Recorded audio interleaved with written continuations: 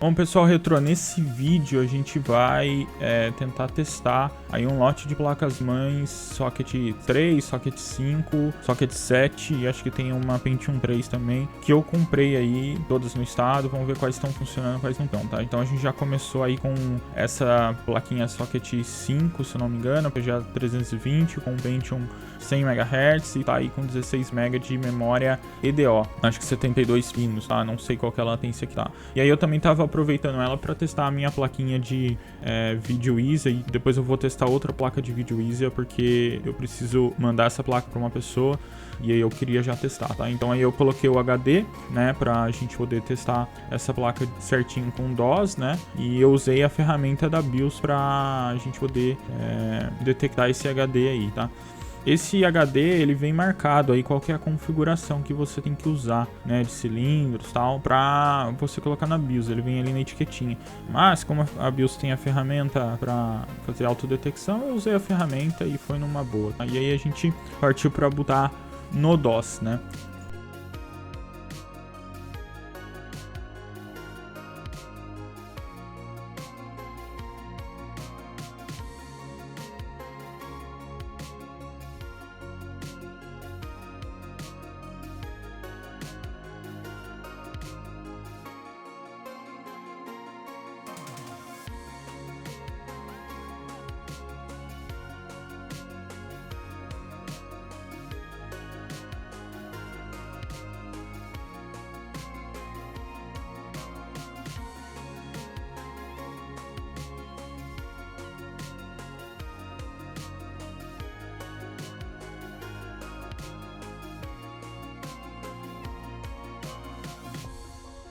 Aí já no DOS, eu primeiro botei no Landmark. Landmark é um software para 486, tá? Então, ele mede aí, como a gente tá com Pentium, ele mede muito alto na escala, tá? E aí eu fui pro SpeedSys para testar a performance desse processador aí, tá? Pra ver se tava batendo mesmo, porque é normal esses processadores com o tempo aí, dependendo do uso, eles começarem a ficarem mais lentos, tal, eles vão gastando silício internamente e aí eles não batem mais o mesmo score. Mas esse daí tá dando mais ou menos o score que o Pentium 100 dá, que é 75 pontos ali. E na escala ele dá próximo do Pentium 33, não tá certo, tá? Aí já eu comecei a perceber algumas coisinhas estranhas na máquina, tá? Ele tinha aparecido alguns artifícios ali na tela. E aí eu parti para rodar o Top Bench, e aí dá pra ver que o Top Bench ele roda e ele trava, tá? E aí a máquina, ela parece que tá funcionando, mas ela não responde a mais nenhum comando. E o Top Bench travou, né? Então tinha alguma coisa estranha nessa máquina ia acontecer, tá? E aí eu deixei rodando aí por um tempo, mas aí eu acabei rebutando ele, porque eu vi que não saía da interação 28 ali.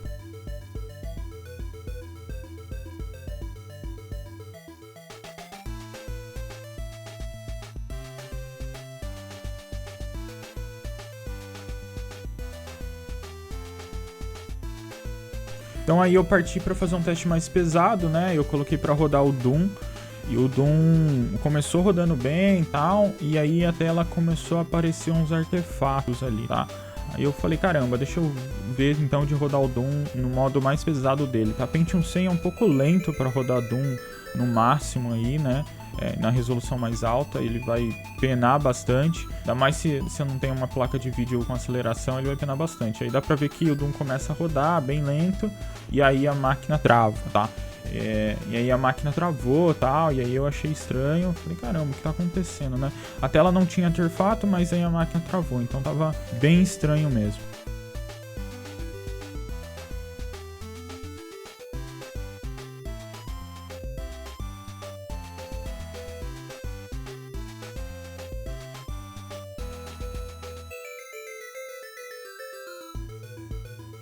Então aí eu rebutei a máquina e tal, e tava partindo para fazer uns testes, testar a memória, porque eu desconfiei da memória.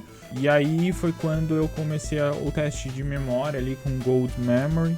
E aí começou a aparecer os artefatos na tela, dá pra ver ali na tela do DOS que vai começar a aparecer artefatos na tela ali, tá vendo? E aí eu falei, putz, tem alguma coisa bem estranha, tá? E as memórias não pareciam ser problemáticas. Eu deixei esse teste rodando um tempo aí e ele passou, mas ele passou com os artefatos na tela. Então eu fiquei meio desconfiado da placa de vídeo, né?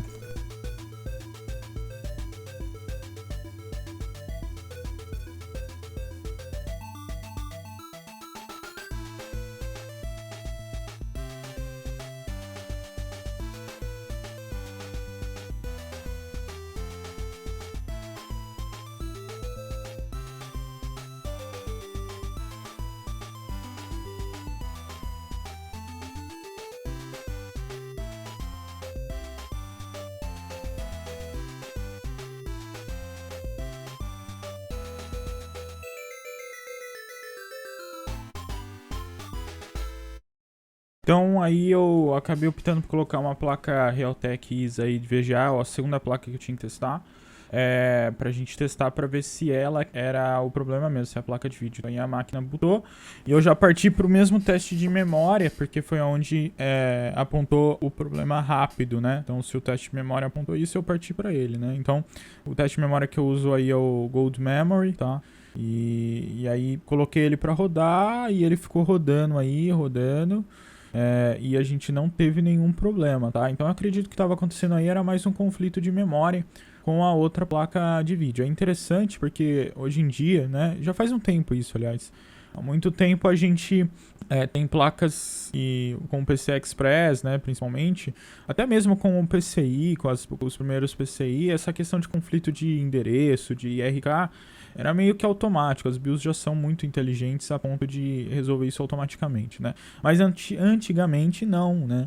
Antigamente você tinha que lidar com esses conflitos e muitas placas de vídeo, de som, enfim, até placas de comunicação aí RS232, né, LPT, elas tinham jumpers ali para você configurar qual IRK ela tá, endereço de memória e uma série de outras coisas, né, para ela não entrar em conflito com os dispositivos da placa-mãe e com os outros dispositivos que tem expansão. Então, muito provavelmente era isso que estava acontecendo com a placa de vídeo MC, que eu vou voltar ela, vou trocar o jumper, vou voltar ela aqui pra gente testar. Então dá pra ver aí que eu voltei a placa anterior ao MC e coloquei pra rodar Doom e aí ela rodou perfeitamente. Era só uma questão de conflito de RK mesmo. É curioso porque quando eu vendo essas placas para outras pessoas e às vezes para quem tá querendo montar um computador retrô aí, às vezes a pessoa acha que é igual essas placas mais modernas agora com os PCI Express, enfim, que você conecta e ela resolve todos os conflitos e você não tem que configurar jumper, nada. E na verdade, muitas dessas placas de vídeo mais antigas, principalmente ISA aí, as PCIs também tinham isso, mas as ISAs principalmente, e principalmente nesses sistemas Socket 5, os primeiros Socket 7, eles conflitavam muito, então você tinha que jumpear todos os dispositivos corretos ali, checar os IRKs para ver se não tinha nenhum conflito, senão você ia ter esses problemas na sua configuração, tá? É interessante ver porque depois com o padrão PCI e aí com as Super Sockets, né, as primeiras placas-mãe Super Sockets, as BIOS passaram a ser mais inteligentes e elas meio que resolviam isso automático, tá? Aquelas chipset CIS530, essas placas-mães Super Socket 7 aí, já de K6.2, elas já tinham muito menos problemas com conflitos IRK e de memória com os dispositivos de expansão. Elas resolviam sozinha aí os endereços e acabava que era muito mais pro gameplay, tá? Mas ficou isso daí. Eu não pude gravar o som do Doom aí porque a gente tava sem placa de som. Eu tava tentando testar o sistema o mais básico possível, mas ele ficou aí um bom tempo aí, uns minutos rodando Doom, né? Eu vou deixar aí rodando para vocês verem a pontuação final do Pentium. Tá, o Pentium deve estar pegando aí uns 10 frames por segundo, bem baixo. O Pentium 100 MHz é muito pouco para Doom. Você até consegue um desempenho um pouco melhor num Pentium 166, fica mais jogável, né? Aí você já consegue um FPS um pouco melhor. Se você tiver uma placa de vídeo também, já ajuda, né? Uma placa de vídeo com aceleração 2D aí, talvez já ajude. Uma S3 Verge já deve ajudar bastante. Ou até uma S3 Diamond, né? Deve ajudar bastante. E se você quiser, assim, só na CPU, dessa época aí, Socket 5, eu acho que nenhuma CPU conseguia rodar Doom, tá?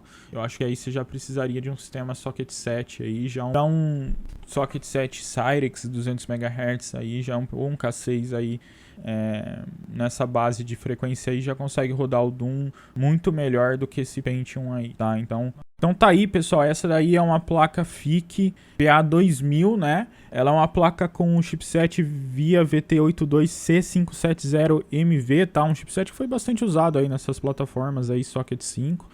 Ela suporta aí, ela tem a opção de ter cache de até 1 MB, tá? Eu acredito que essa daí tá com 512 MB soldado ali. Socket 5, tá? Pentium 100, Pentium 133, Pentium 166, talvez, eu não me lembro bem se ela suporta. Até 192 MB de RAM aí com memória EDO, 72 pino, né? E ela aí tem aí uma controladora IDE para dois canais IDE, tem aí uma controladora flop também. Ela já embute porta serial, porta paralela, porta de mouse. E ela tem aí 3 slots PCI e 4 slots ISA 16 bits. Então, é uma plaquinha bem decente aí para montar um setup Pentium 100 MHz aí para rodar o Windows 95, né? Se colocar uma placa de vídeo 3D aí, uma S3 Verge aí, ou uma coisinha um pouquinho mais antiga, dá pra rodar bastante coisinha legal aí dessa época, tá? E eu provavelmente vou fazer isso nos próximos vídeos. Bom, essa é a próxima placa-mãe aí, essa é uma Socket 7 também, tá? Só que com chipset Intel, não chipset VIA aí. Era interessante porque essas placas tinham uma mistura, tá? Às vezes elas saíam com chipsets Intel, mas usavam VIA para outros periféricos, que nem o caso dessa daí, ela é chipset Intel e usa VIA para o periférico do teclado, por exemplo, né?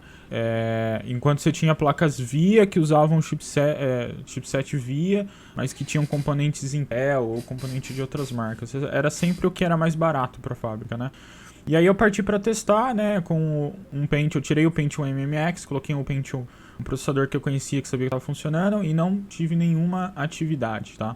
E aí eu mudei de novo, coloquei em um outro processador, um outro Pentium 100 MHz, nada de atividade, processador frio, né? Então eu já sabia que tinha alguma coisa relacionada ao processador errado, tá? Então aí eu peguei um resistorzinho, coloquei ali no VCC2 da socket pra gente ver se tinha tensão, e aí eu fui medir a tensão e olha só, a tensão tá dando 1.5, ela tá subindo, o que é estranho, mas ela tá bem baixa, 1.5. E aí eu comecei a mexer nos jumpers ali de regulagem da tensão, e ela ficava ali variando entre 1.3 e 1.7, o que é muito baixo para processadores Pentium, né? Muito estranho mesmo, né? E o jumper tava correto, tava na tensão correta ali. Era para ela marcar pelo menos 2.8, que é a tensão mínima que dá para configurar no jumper dela ali, tá? E aí eu fiquei um tempo aí, chequei os reguladores ali e mesmo assim a tensão baixa, tá? E engraçado que eu comecei a mexer no jumper e tal, e a tensão parecia que tava subindo, né? Então eu dei uma conferida nos jumpers para ver se tava tudo certo aí, mas não tem muito não, essa placa aí, ela só tem um jumper de tensão mesmo. E aí ela bateu os 3.3 volts do nada assim, tá? Eu dei um jumper, ela bateu 3.3 volts, e aí eu falei, deixa eu testar agora. E aí, olha lá, ela já começou a postar, tá? Aí coloquei o processador, ela já começou a postar. Então o problema dessa placa aí, esse primeiro problema é com relação a parte de VRM do processador, tem alguma coisa errada. Eu acredito que seja algum capacitor, tá? Então acho que a primeira coisa que vale nela é um recap aí total dessa parte, pra entender o porquê que ela não tava dando a tensão correta, porque não é normal, tá? E se ela der uma tensão fora, acaba que o processador não funciona corretamente, tá? E aí a gente acabou em outro problema aí, que ela ficava parada nesse código C6, C1, que é relativo ao cache. E aí, isso pode ser ainda um problema relativo à tensão do processador. Então, pode ser que ele tá crashando. A hora que ele ele passa pro próximo teste ali na lista, que já é o cache e memória, e ele crasha porque a tensão tá errada. E eu acabei não conferindo com o multímetro a tensão.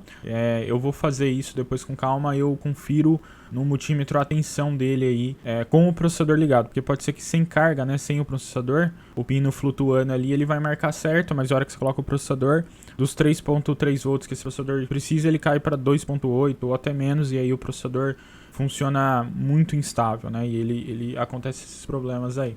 Eu acabei ficando aí testando um tempo aí ela, mas sem sucesso. Ela passou a tentar botar, mas sempre parava no código erro do C6. Então, eu sei que o problema aí é relativo ou à socket do processador e o processador, ou à memória EDO, ou ao cache. O que eu vou ter que fazer, depois com calma, eu vou ter que conferir todas as tensões. Como ela apresentou esse defeito na tensão do processador, eu vou começar por ela.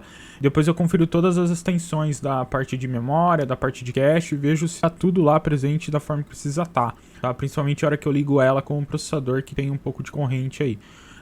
Se tiver tudo presente, a gente vai partir para outras coisas, como clock e tal, mas isso não é nesse vídeo, tá? Eu provavelmente vai fazer um vídeo só disso para tentar colocar essa placa-mãe para funcionar, tá? Bom, pessoal, a próxima placa é uma placa bem comum aqui no Brasil, tá? Essa daí é uma PC Chips M598 e eu acho que essa é a LMR, tá? que é a versão menorzinha, ela só tem 2 slots PCI e 1 slot ISA, que é bem limitado aí para essa plataforma, tá? Ela já é uma placa Super Socket 7, se não me engano, então ela suporta K62, por exemplo, rodando aí até, acho que 450 MHz ela consegue suportar, tá? E ela já usa SDRAM, tá? Ela já não é memória EDO, tá? E é uma placa que foi bem comum aqui, tá? Ela tem algumas limitações chatas, né? A questão dela não ter vários slots de expansão é uma delas. E a outra questão é que esse chipset, o CIS530, ele tem uma GPU interna, ele é um chipset 3D também. Então ele tem aceleração gráfica 3D. Só que o maior problema com a aceleração gráfica 3D on-board dessa placa é que ela não permite a gente usar outras placas de vídeo junto com essa onboard. Você não consegue desativar essa placa de vídeo onboard e usar uma outra placa de vídeo como vídeo primário. Então acaba que ela fica bem limitada, porque esse CIS530, graficamente falando, ele não é bom, né? Você tem uma placa que tem a capacidade de usar SDRAM com um processador K62, por exemplo, mas que tem uma placa de vídeo 3D muito ruinzinha, então acaba que não fica decente, não fica legal. Então aí, galera, eu tentei testar ela aí, mas ela não deu sinal de vida, tá? Ela não executa nenhum código, o processador esquenta, mas ela não executa nada, tá? Então aí pode ser alguma coisa relacionada a BIOS, pode ser alguma coisa relacionada ao processador ali, tem que fazer as medições de clock, as medições de tensão para ver se tá tudo batendo, tá?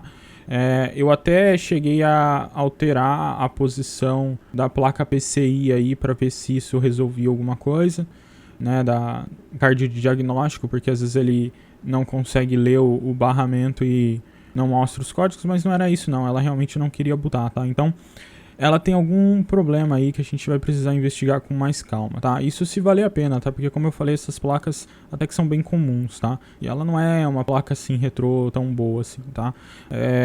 Outro detalhe é que na área ali das VRMs e do processador tinha bastante sujeira que eu tive que limpar, então pode ser que ali tenha dado algum problema, tenha pegado alguma umidade e danificado alguma parte do circuito, tá? Mas isso é um negócio que eu vou ter que testar com calma, tá? Então vamos para a próxima placa-mãe. Então essa daí é uma CIS486G versão H, tá? É uma placa-mãe Socket 3, 486, tá? Equipada com chipset CIS85C471, tá?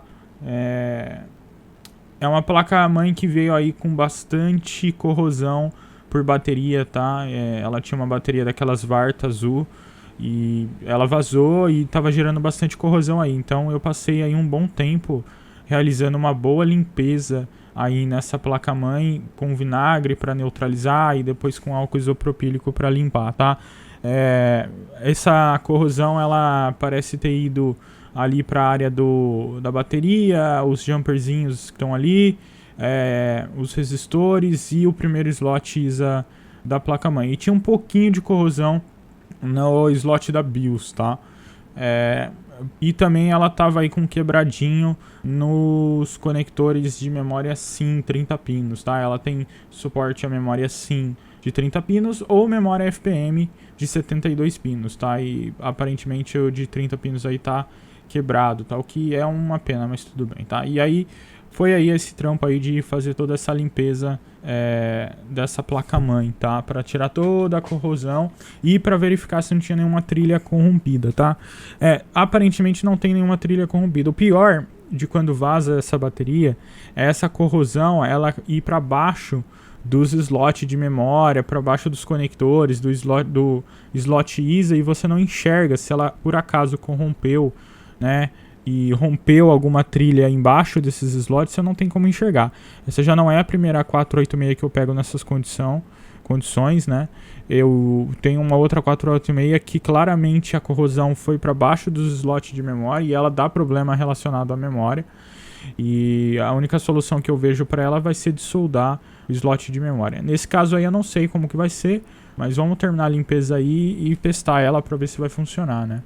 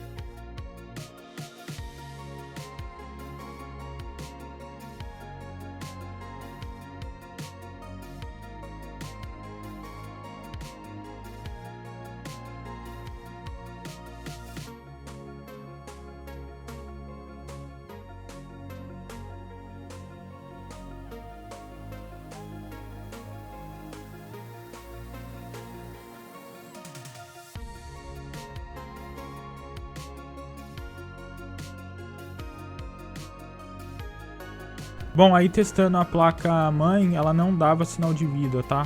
Então eu testei o card diagnóstico no outro slot, porque o primeiro slot parecia que tava com corrosão ainda e não tava dando contato. O processador tava frio, tá? Ela não tinha nenhum sinal de boot. Aparentemente ali não tinha 12 volts, menos 12 volts no ISA. Aparentemente não tinha clock. E quando eu relei nesse regulador de tensão, eu queimei o dedo. E aí, galera, quando eu relei nesse regulador de tensão que eu queimei o dedo, eu já comecei a achar estranho, tá? Eu continuei testando ela aí, mais nada.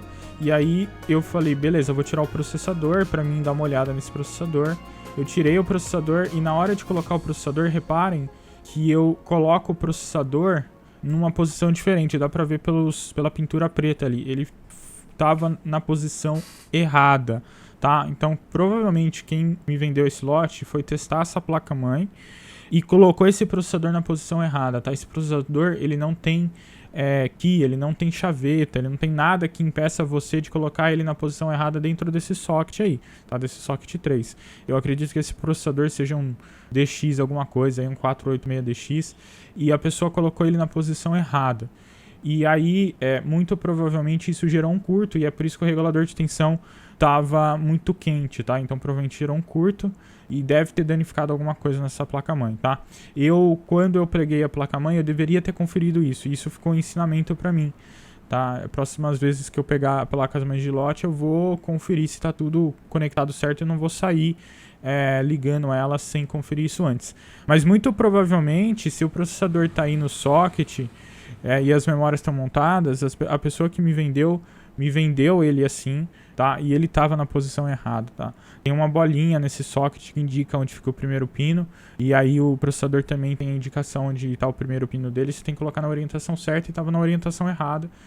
Ele entra na socket em várias posições, e muito provavelmente isso foi o suficiente para, se não foi o processador que queimou, alguma coisa na placa-mãe deu pau, tá? E aí isso explica o porquê que ela não queria botar nem a pau. Eu testei várias outras coisas, tentei tirar o chip de BIOS pra ver se era corrosão nele, nas memórias, mas ele não mudava o comportamento, processador frio. Tá? Então eu acredito que muito provavelmente esse processador foi queimado, não por mim, tá? Mas se não tivesse sido queimado por quem testou, ia ser queimado por mim. Mas foi queimado por quem colocou aí nessa posição errada. Eu devia ter conferido antes de ligar, mas eu acredito que o dano já tinha sido feito, tá? Então, num próximo vídeo, eu vou pegar essa placa-mãe, a gente vai testar para ver se tem as extensões corretas aí para um processador. Eu vou ter que arrumar um outro processador funcionando, e aí a gente vai testar se tem tensão, se tem clock nesse socket, e vamos colocar um processador bom aí e ver se ela buta, tá? Se a gente der sorte, esse curto não foi o suficiente para danificar nada na placa-mãe, talvez só o processador, ou se a gente não der sorte, danificou alguma coisa na placa-mãe, tá? E se danificou alguma coisa na placa-mãe, vamos torcer aí para ter sido só a parte de regulagem de tensão ali, o regulador de tensão, que sofreu um curto, um sobreaquecimento, e a gente troque ele e dê tudo certo. Mas isso vai ficar para um próximo vídeo, tá? É uma pena que não conseguimos resolver essa placa-mãe, né? Uma 486, são placas mais difíceis de achar, e talvez a pessoa colocou no lote justamente porque ela estava com problema e ela não queria ligar, né? Então vamos para a próxima placa-mãe. Pessoal, a próxima placa-mãe é uma ASUS CUV4X-E, tá? É uma placa bem interessante, tá? Pentium 3 aí, suporta até Pentium 3 1 GHz, se eu não me engano.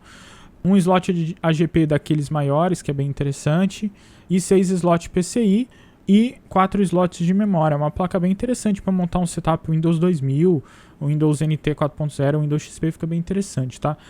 Tem gente que vai falar que falta um slot ISA, mas sinceramente, da época dessa placa-mãe aí, os slots ISA já estavam sendo abandonados mesmo, por isso que elas não saíram, e eram poucas que tinham o slot ISO por uma questão de retrocompatibilidade.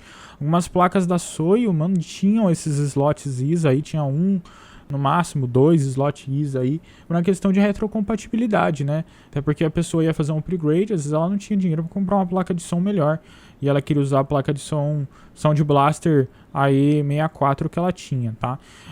Mas assim, se você comparar uma placa de som aí, uma Sound Blaster Live, uma Sound Blaster Audi, ela é bem superior do que a ISA AE64 da Sound Blaster, tá? Isso porque você tem uma banda bem maior que o slot pode fornecer e com isso você pode tocar uma qualidade de áudio bem melhor, né? Então, assim, na minha opinião, é desnecessário um slot ISA para essa plataforma. Eu sempre vou usar aí uma placa de som PCI mesmo, uma Sound Blaster Live, uma Audi ou outros modelos de placas de som aí, uma Graves, que vão ter uma qualidade bem superior que qualquer placa ISA aí, por uma questão de banda mesmo que ela consegue entregar, tá? E eu acho que se você colocar uma placa de vídeo AGP numa dessa daí, fica muito bom para a maioria dos jogos aí da época, tá? Bom, eu coloquei ela para testar e ela ficava presa aí no código C1, tá? Eu tentei algumas coisas aí, mas ela sempre ficava presa aí no código. Tentei colocar uma placa de vídeo, porque ela precisa de uma placa de vídeo para botar, mas não era isso não, tá? Aí só resolveu quando eu decidi dar uma mexida ali no slot de memória, tá? Eu mexi nos slots de memória e aí ela começou a querer botar, tá? Então isso provavelmente era só um mau contato no slot SD-RAM, tá? Ou alguma sujeira que tava ali, ou realmente um mau contato no slot SD-RAM, o que é comum nesses slots. Eles realmente dão problema e eles dão mau contato. Já eram assim quando essas placas eram novas. Imagina 20 anos depois de uso, né? É comum eles ficarem aí bem ruinzinhos, tá? Eu costumo, quando eu pego placa-mãe com slot de memória com mau contato, ou até às vezes slot PCI de mau contato, eu pego uma agulhinha e eu vou ali na parte traseira dos terminais, né, que tem uns furinhos, geralmente você pode usar para testar, né? Nesses furinhos eu vou inserindo uma agulhinha porque ele empurra o conectorzinho mais para trás, mais para frente, né? E aí ele fica mais bem preso. A hora que você coloca a memória, ele dá melhor o contato, tá? E aí geralmente isso ajuda bastante quando você tem um slot com mau contato, né? E o que acontece com o tempo, os pininhos ali eles ficam muito longe e acabam que eles não dão contato com a memória, tá? Mas foi isso. E aí a placa-mãe botou tudo certinho. Eu acabei testando uma placa de vídeo S3 Verge que eu tinha adquirido e eu queria ver se ela dava vídeo certinho, ela tava dando. Então é isso daí, galera. Eu espero que vocês tenham gostado do vídeo aí, a gente ter feito esse reviewzinho aí em todas essas placas aí que chegou no lote. É uma pena que a 486 não funcionou, é uma pena que algumas delas não funcionaram, mas a gente vai rever essas placas-mães com calma aí no canal, quando eu tiver um tempo. Eu vou fazer uma sessão, tentar fazer uma sessão de reparo em uma delas. Provavelmente a 486 vai ser a primeira, pra gente tentar identificar qual que é o problema, tentar resolver esse problema e colocar esse sistema para funcionar, tá? Então é isso daí, galera.